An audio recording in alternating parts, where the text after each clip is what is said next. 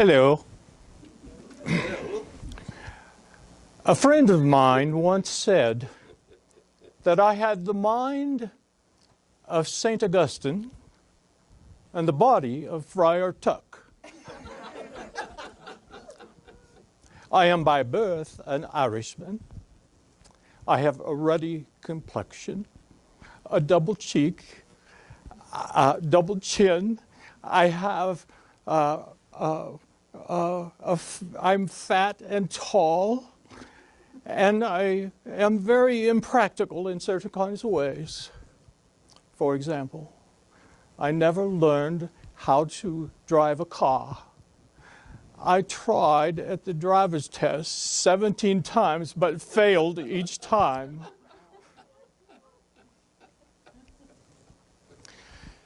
I have been a professor of medieval literature at Oxford and Cambridge universities, but I'm not going to let that get in my way.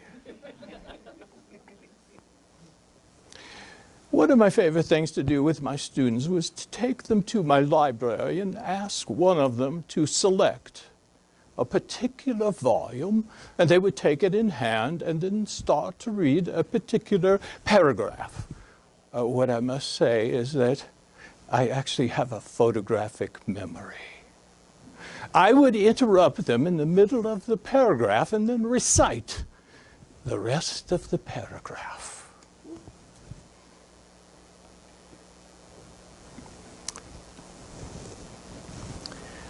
When I was a child, my mother died when I was 9 years old. She was a beautiful woman and a dear friend to me, and that loss was so deep. And my father, in a certain sense, was so absent after that, that in fact, it virtually destroyed me. I kind of, shall we say, disappeared. I walled up. It was so painful and tenderizing. Later on, surreptitiously, I wrote about this in the Chronicles of Narnia. There was a particular little boy by the name of Eustace Clarence Shrubs. And he had fallen on hard times and become hard-hearted himself, like me. And in fact, his curse was so deep, he turned into a dragon. And there was little hope whatsoever, but listen to me there. My sense is that the greatest sin within all of Christianity is hard-heartedness. All the rest of the sins are sort of variations on a theme. And the Greek word for hard-heartedness from the New Testament is cardia sclerosis, hard-heartedness. And so little Eustace was in trouble, and he started whining, almost as if the way I used to whine. And remember that my name was Clive Staples Lewis, which is not too far afield from Eustace Clarence Scrubs. He whined so much that a big lion showed up by the name of Aslan. And Aslan said, "In order for me to make you well, I must undress you. I must relieve you of all of those dragon skins that you bear." And the lion began to do the therapy by removing those skins.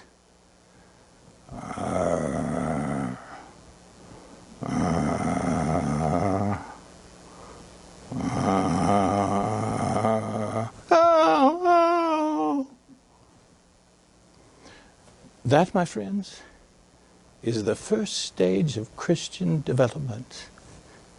Whether or not, in your hard-heartedness, in your hard-skinnedness, you can actually submit to the process of being undressed undragified.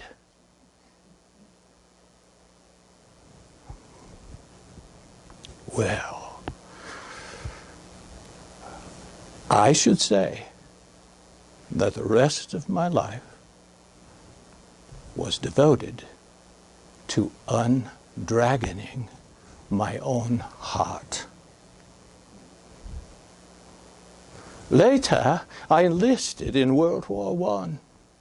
I was in the service there in the trenches in France for approximately 9 months, until on a certain day, an artillery shell struck in our vicinity. I looked up beside me, and my fellow soldier had died. And lo, I had suffered shrapnel wounds in 3 locations in my body,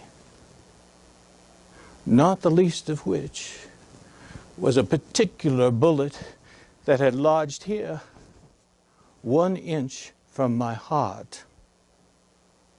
It was too dangerous to bring about the surgery. And so to this day, as you're looking at me now, I have a bullet 1 inch from my heart. And I must tell you that that can change a person's character.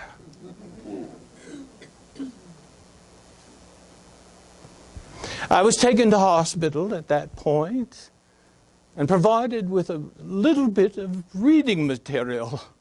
And oh my goodness, it was a book that transformed me from an atheist, a person who had been wounded by the death of my mother, and so atheism was the only thing that I had. But this book warmed my heart toward God. It was entitled The Everlasting Man. And it was written by a chap, an obnoxious chap, with a sense of humor by the name of G.K. Chesterton.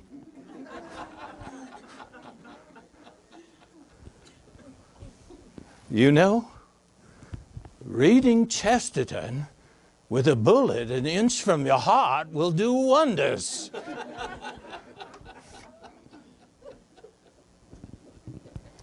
There at Oxford, I made many friends, but one of my closest friends, of course, was J.R.R. Tolkien. I called him Tollers. And on a particular occasion, on a particular night, after we had dinner together, we went on a walk on Addison's Way. And the walk featured a conversation about myth.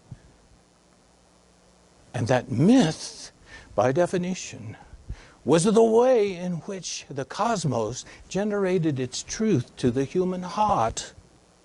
And that, in fact, the myth of the Christ, the dying, resurrecting God, had been reiterated before Christianity ever occurred, almost as if that myth were a longing that was repeated and repeated again and again in human consciousness until it became a reality.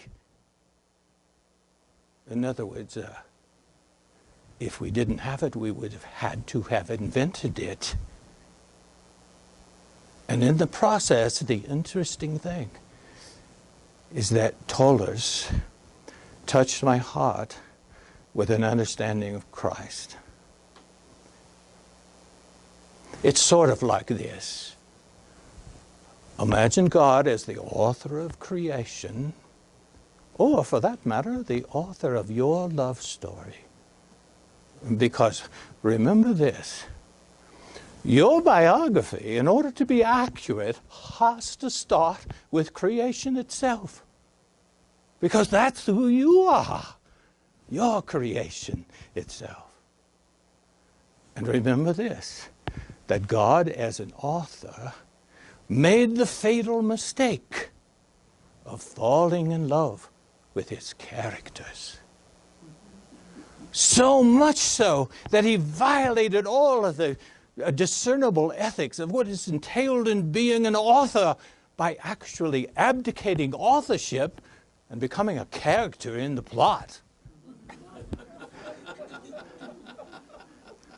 So Jesus is understood as an author that got out of hand.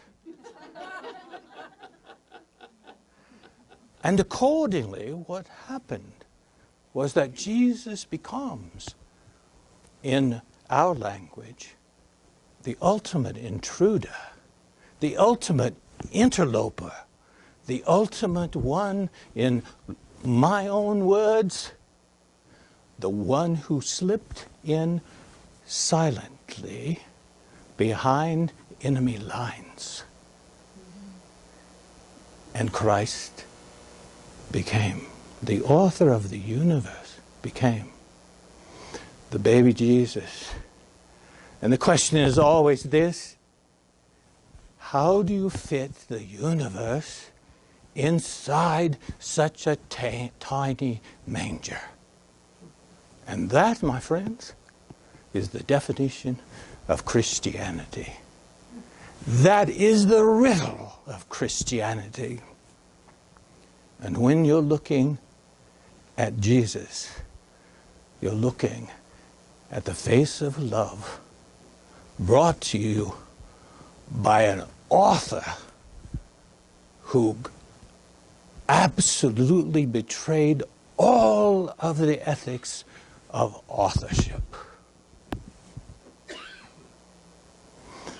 Finally, this is what happened to me.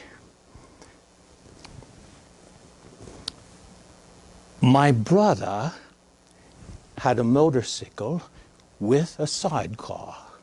We were riding together to the Whipsnade Zoo one day.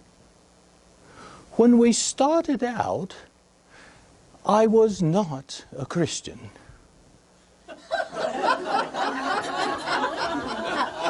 But when we arrived at the zoo, I was.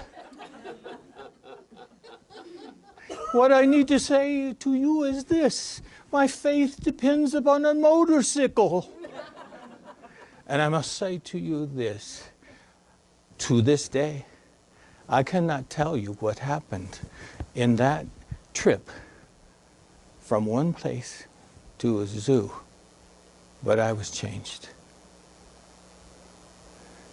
Now here's what you must keep in mind, is that when you get that intruder loose, when Aslan is on the move, when Christ is coming in your direction, when Christ is falling in love with you, when Christ is pursuing and chasing you, that's the distinctiveness of Christianity.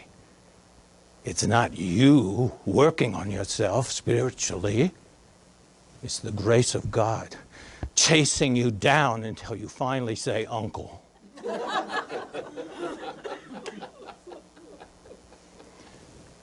And if you finally agree to stop working on yourself, which is a stupid habit anyway, and allow grace to begin to work on you, your life will change. And I tell you this: at that point when grace does its work upon you, you will unconsciously be chasing after, trying to find other people whose lives are defined by grace and not by spiritual endeavors. That's different. That's amazing. That's transformative.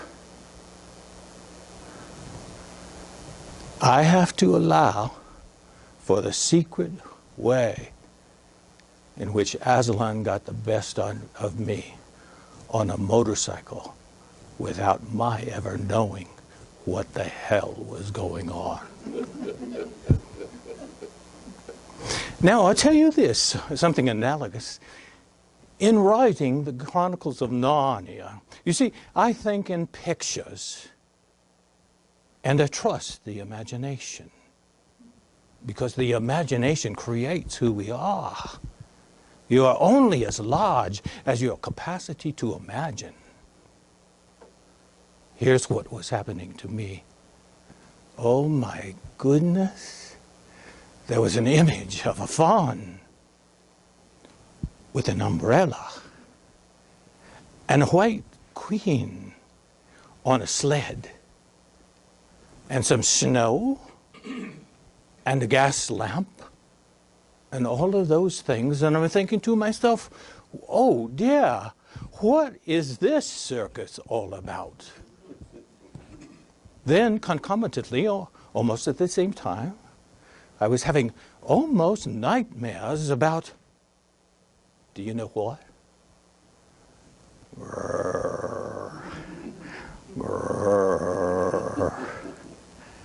I was having nightmares about a lion.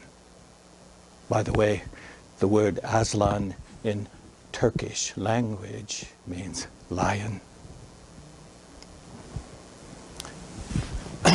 Aslan came into my life, and I allowed him to organize the Chronicles of Narnia, because he knew instinctively what to do with a fawn and an umbrella. I'm only a secretary. I did not write the Chronicles of Narnia. A lion did. And this is the same lion that was pursuing me on the motorcycle. And now the lion is writing the Chronicles of Narnia. This is a fine story.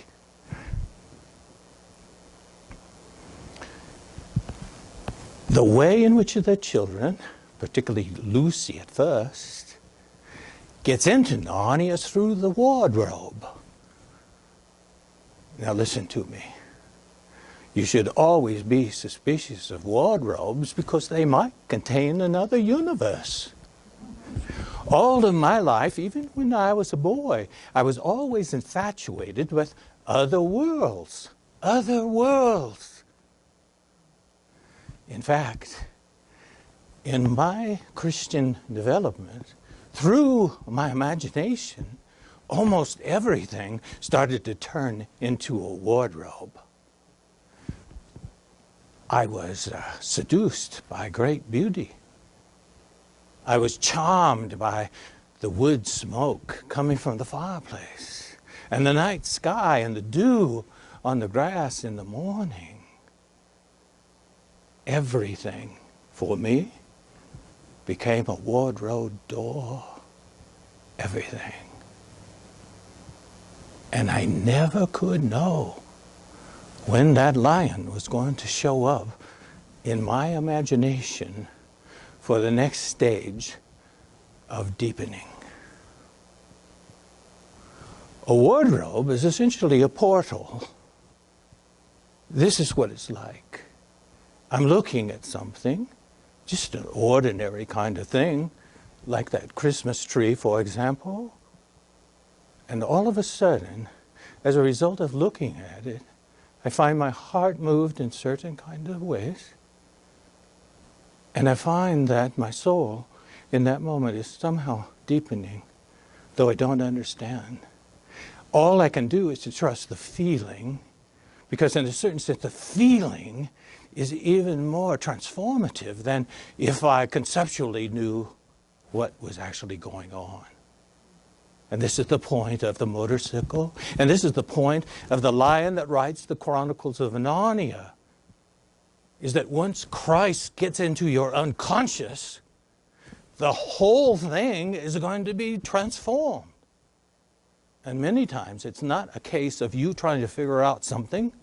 It's you having looked at the Christmas tree and say, oh my goodness, I need to call my mother this afternoon. Because you deepened in your heartfulness for the love of your mother by thinking of a Christmas tree. That's how that works. Isn't that crazy? I love it. So do this for me. Watch out for the lion wherever it might appear. And take advantage of all wardrobe doors. The curse of the lion, witch, and the wardrobe is that it is always winter, but never Christmas. For those Christmasless person, the intruder doesn't have a chance at their hearts. And that's who I was. I refused to give the baby a chance. Finally, in the conclusion to The Lion, Witch, and the Wardrobe, after the resurrection of Aslan, all of the people who have been turned to stone by the white witch are now released. Animals, creatures of all kinds. And so, for myself, deep and profound, the resurrection of Christ is something that reshapes the entire universe. And it starts with this. This is the moment where the curse is broken and where Christmas breaks through to winter, when everything is unstonified. And what do you hear at that moment? Cock-a-doodle-doo, meow, meow. That's what the resurrection sounds like in my imagination. Everything gets freed, and everything comes into its own warm heart again. And that, my friends, is the meaning of Christmas.